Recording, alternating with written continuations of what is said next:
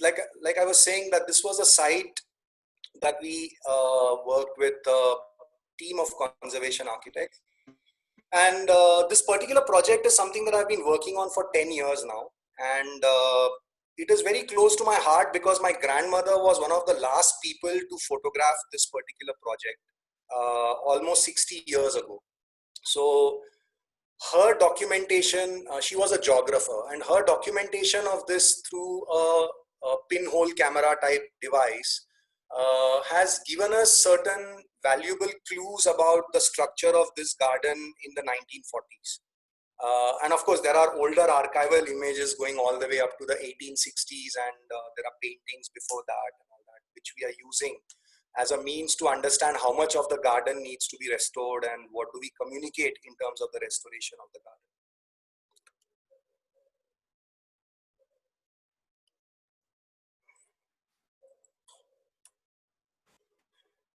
So the aspiration of every landscape architect at the end of the day is to try and address a term that is perhaps understood best by by reinstating dignity. What is the reason why this is so important is because everywhere we look, we find this idea of a residual landscape around us. Like this image shows a natural water stream slowly on the verge of becoming a nala. And we are familiar with all the nalas that crisscross Bombay now. So once upon a time, they were natural stream corridors. And the reason this happens is because development is blind towards using these networks as open space systems, or natural corridors which can perform functions other than being just a drain. So once people are blind towards this, these become no man's land, and slowly they start losing their capacity to perform the functions that they were once equipped to perform.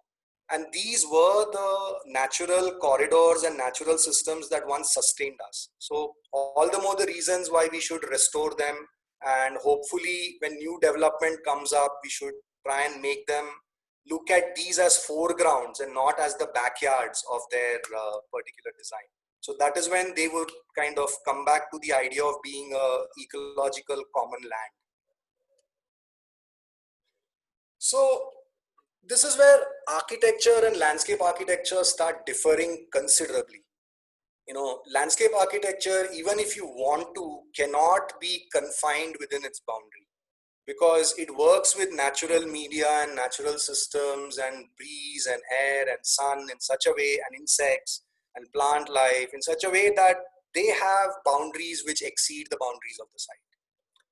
Therefore, you may, when you look at certain projects, you may find that, the manner in which things like, say, the planting of trees or the form in plan of the campus or the landscape is done is deliberately, looking a little odd. But all you need to do is zoom out and then see if it has got some kind of a larger relationship to what is around, and therefore there is a deliberate attempt to orient the landscape in a particular direction. This works, again, like I said, at all scales. Sometimes the quest can be as simple as understanding how water from an upper level comes into your site and what can you do with it, especially when it is going to empty into a stream or a river below. So the idea of terrain analysis or understanding water flows and how that leads to certain types of soils created on the site can inform how site planning and the organization of the master plan can be done. But this requires the architect to invest in you and say that, I'm giving you certain buildings and I'm giving you some ideas of a site plan, but feel free to change it. And I think that is where the magic really happens, because at that point, once the site plan is done, if you cannot distinguish what is done by the architect and what is done by the landscape architect, then you're looking at something which probably comes very close to the idea of unity. And this is what all projects should ideally aspire for. So what is it that landscape architects in India are working on? I'd like you all to just, glance at this slide a little longer. This is, in my opinion, a collective portfolio from whatever I know of the work my seniors and my peers and my friends are doing. You know, it's a relatively large set of terminologies which go beyond what we generally find in drawings. So there is a house and the open space around it is written as landscape, or there is a campus plan and the voids between the buildings are written as landscape. So what really is that landscape is that it's got a lot of vocabulary associated with it. There are also people in our profession who have made it a point to document things around them. So while there are standard documentation in the form of magazines that come out with periodicals about landscape design or landscape architecture, there is a landscape architect, Geeta Wahidua, who has dedicated her life to bring out issues and views about landscape through a magazine called the Journal of Landscape Architecture. There is a foundation called Landscape Foundation, which is working with a set of very simple maps which try and capture the essence of cities and the nature that kind of weaves through them. And they come out with these nature maps, and it's a bilingual publication. So they've done maps of Kolkata, Pune, Delhi, Bangalore, Dehradun, and so on. Then there are practices like the Ahmedabad-based Prabhakar B. Bhagwat, which is one of the oldest practices in the city, in the country. They have a research arm called LEAF, Landscape Environment Advancement Foundation, which now offers scholarships to people wanting to do research in ecology, culture, tradition, plants, design, and many other key words associated with the built and the natural environment. Uh, there are books written by historians, and there are books written by garden conservation experts or specialists about garden practices, historic gardens, the plant materials that grew in them, and so on. And there are practicing professionals who have authored books on the idea of landscape and culture and nature in our country. So there again you find the work of Professor Shahir and his thoughts encapsulated in a couple of books, Landscape Architecture in India and Notes. There's the work of Mr. Aniket Bhagwat's office and research arm related to tracing narratives. Whereas Dr. Amita Sinha has written a book on the forms and meanings of landscapes in India. This is by and large just a very quick glimpse. It's not a comprehensive listing. I have missed out many other names and many other references here.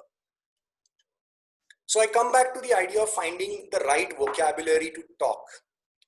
So when we sit across a table, we are told to green up, cover up, utilize the residual area, beautify things, make things grow very quickly or even instantaneously. So it is like, trying to take out the blindfold of people who are trying to make sense of an elephant by touching its parts and, assuming that those things are the entire. Therefore, we need to find the right vocabulary to talk. And these vocabularies fall in the realm of mapping and interpretation, protection and revival, adaptation, creation of linkages, creation of coherence or restating coherence. And sometimes it is even about rethinking the way we work.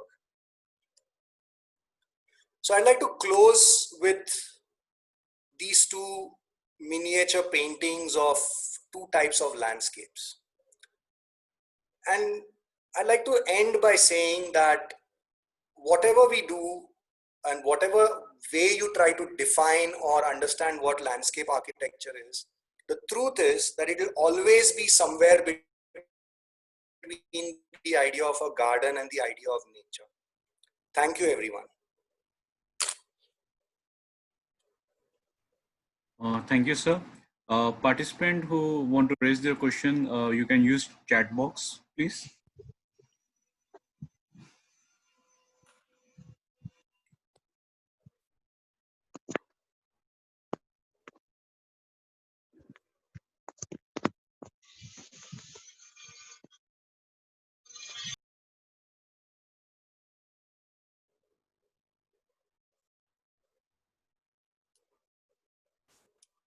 I think there are no questions, which is good.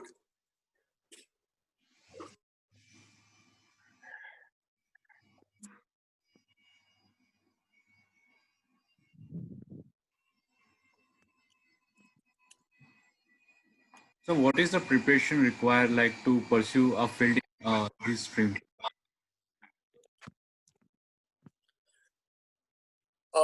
In India, to become a landscape architect, you need to have an architecture degree. It is not important in other countries. In India, architecture is a prerequisite. And there are debates about whether it's a good thing or a bad thing. I don't want to get into that, but that is the first and foremost requirement. The second thing that is required is someone has to really push you to succeed, and it will make a big difference. Next question is from Shruti. Like she want to know a bit more about ecological conservation in our country. So, ecological conservation in our country is being done by a lot of different disciplines. There are scientists, for example, the Indian Institute of Science in Bangalore has got a Center for Science and Environment, which is doing ecological analysis, ecological mapping at a regional scale. Karnataka is more or less its primary domain of research, but it's working on that. There are practices in Pune, and there are practices in other parts of the country which are working on restoration. One of the first examples of ecological restoration was done by Professor Prabhakar Bhagwat, where he restored a basalt quarry. Piyush Sexeria has done something on those lines. And of course, Delhi has many examples of it, the work of Mr. Pradeep Vishen, for example. So there is quite a bit of work that is happening. But what I personally think we all have to learn from is the work of this one man who was once upon a time a farmer. His name is Jadav Payani. And what he did was he noticed that the Brahmaputra was kind of eroding away his farms. He asked people what they could do about it, and nobody gave him an answer. So he went about doing the act of planting to reduce soil erosion due to the floods of the Brahmaputra, and thereby hangs a tale, as the phrase goes. So if you look at the idea of ecological restoration from that lens, then there are probably many more stories and many more inspirations. Next question is from Vimla. Like, what's your insight about landscaping in urban content and the best ways to develop in commercial areas? Ha, I think uh,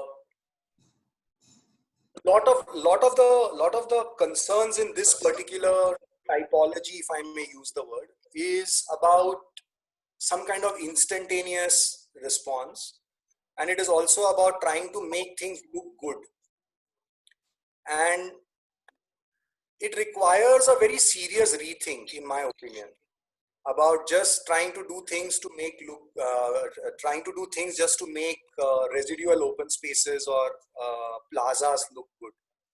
So I mean, that's all I would want to say at the moment.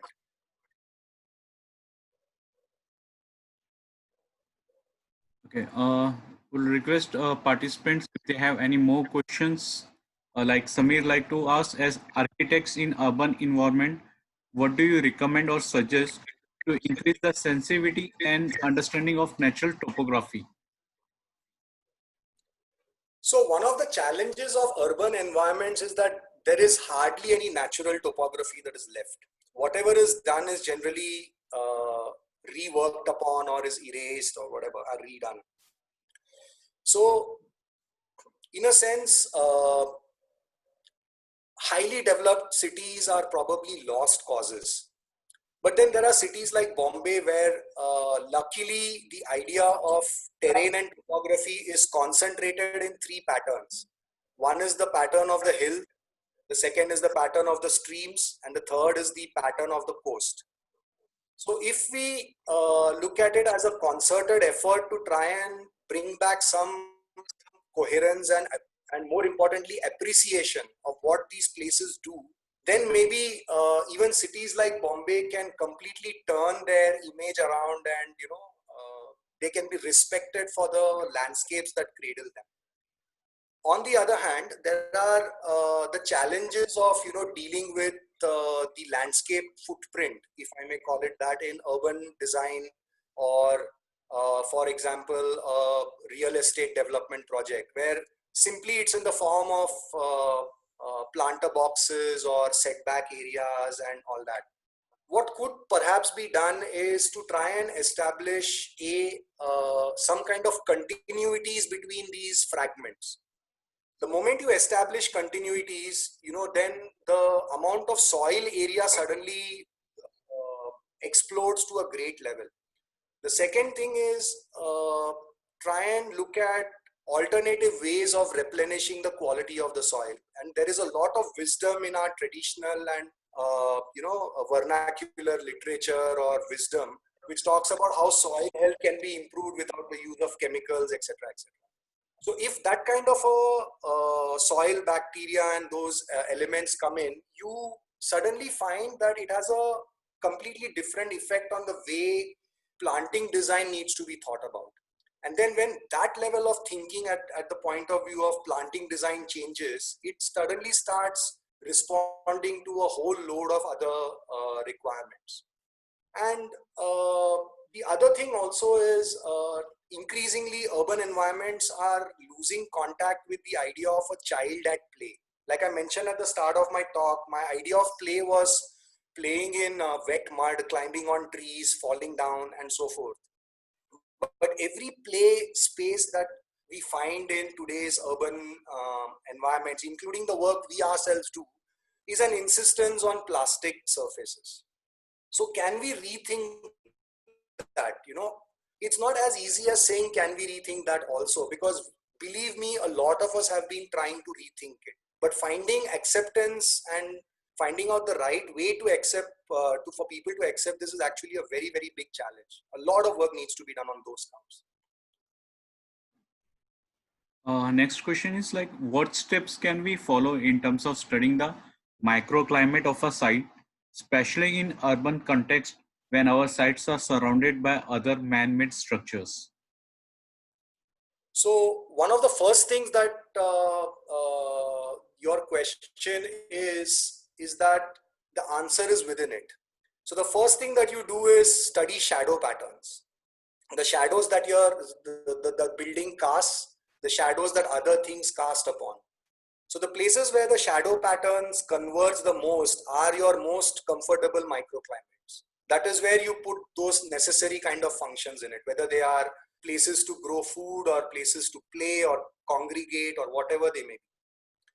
The second thing is, reduce the idea of mobility in a manner that you take advantage of shadows. So automatically the stress on putting pergolas and putting tensile structures will automatically come down, because you are designing an open space simply on the basis of shadows generated, and people will more often than not take those particular routes. And the third thing is about, which is a little more complex, is to try and understand the effect of breeze through a technology called fluid dynamics. We have done this in a couple of campuses that we have worked on, especially at the level of competition, to try and use fluid dynamics to predict breeze patterns and thereby change the character of build forms. So if you get into this at a very early level, you can model the heights of, for example, stilt areas in a building, or introduce stilts in a building, so that things like venturi effects can be created. You can introduce the sizing of duct areas in such a way that they can become stacks. So automatically the microclimate at that level starts behaving very, very differently, and it will automatically generate a different set of responses through layers of landscape design. So it's a good question in a sense, because landscape architecture at the end of the day is about these kind of intrinsic ways of looking at space. You don't need to be like an energy analyst to look at all this unless you want to quantify it. But yeah, the fluid dynamic, fluid mechanics, and the simulations require somebody who is a little adept at it. Yeah. Next question is from Salsha. How do you look at the conservation and revival of stepwells, bowlies, and other water structure playing a part under in groundwater level in future, as we have more than 2,000 of them are non-usable today? Yeah, you're right. A lot of them are non-usable today. But what I have observed in the experiences that have come my way is the idea of conservation is relegated to the restoration of the surfaces of the water bodies. Whereas the idea of conservation and revival needs to look at the catalysts which made that water body work in that first place. I'll give you an example of Banganga because it's based in Bombay, right? So Banganga, if you look at the mythology behind it, it says Parshurama shot a arrow into the ground, or Rama shot an arrow into the ground, and water emerged. Uh, but when you look at the geology of the area below and around Banganga tank, you see a certain amount of fissures in the basalt that underlies it. There are certain geological parameters in it which influence and continue or ensure the continuity of the flow of water into Banganga. Now, the water in Banganga, how polluted it is, depends on two things. One is who throws the pollutants in it, in and around it, which I think is not a fair thing to say because everyone around it respects it. So most of the pollution comes through seepage and uh, the natural underwater, underground fissures that carry percolated water end up polluting tanks like the Banganga. So it becomes a very difficult task to try and identify these patterns. But the answer lies in hydrogeological mapping. Because if you do it at the right scale, you can identify these cracks and fissures and, try and find point sources of pollution around them and address those at point source levels. It's a very aspirational thing to do, you know. So just to give you a visualization of what I'm saying is, if you look at the palm of your hand, the lines of your hand are like the underground fissures that I'm talking about, and the surface of your palm is the overlying topography. So finding that relation between the overlying topography, the water body or the body, and those lines on your palm, which there are geological terms for it like lineaments, etc. I think that is where the crux lies, and that is why the restoration and revival of these need to be transdisciplinary. They cannot be done only by a conservation architect or only by a hydraulic engineer or any such thing. But it is possible. Next question is from Nandini Menon. While we talk about Good landscape, evening, madam. while we talk about landscape, we usually envision the scene to be viewed or experienced in the day. What do you think are the important considerations to be taken while designing landscape primarily for viewing or use at night? My God. Okay, so it's a very situation-based question, and viewing a landscape at night, I think, is almost like a lost battle in cities because you obviously cannot make an entire city go dark or dim their lights or tilt them downwards. But it, these are examples of incremental changes. So for example, if a society or a gated community does it, and then there are others who follow, and then others who follow, and others who follow, there will be a serial change. It's like green building. One green building will not make the earth greener.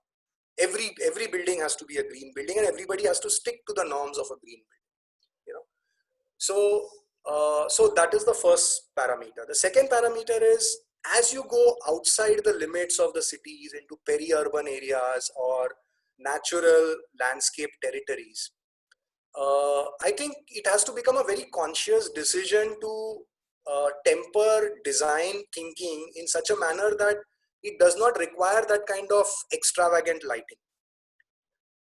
So, in that itself lies one of the solutions. The third thing is to also try and manipulate human need in such a way that as you go into the territory of wilderness or on the fringe of the territory of wilderness, you manipulate human need in such a way that things can be done with either very low lux levels or very low ambient lighting, or you find other ways of generating light which meets certain user and functional requirements. But apart from that, one of the reasons why we don't appreciate night skies is because nobody talks about them the way our grandparents talked about it. I mean, I don't know how many people tell their grandchildren the story of the moon or the Saptarishi constellation that is there on the the overhead over their terraces and all that. And I think somewhere this is also a reason why people do not remember or do not think it is important to look at the night sky as a layer of the environment that they inhabit. So it's a very, very difficult domain again, but ever the optimist, I would say, I think we can still do something about it. I don't even know if it answered even one fraction of the question, but yeah. Uh, Next question is from Maithili. How do you think a designed landscape has an effect on the mind and the emotions of a person? Okay. So,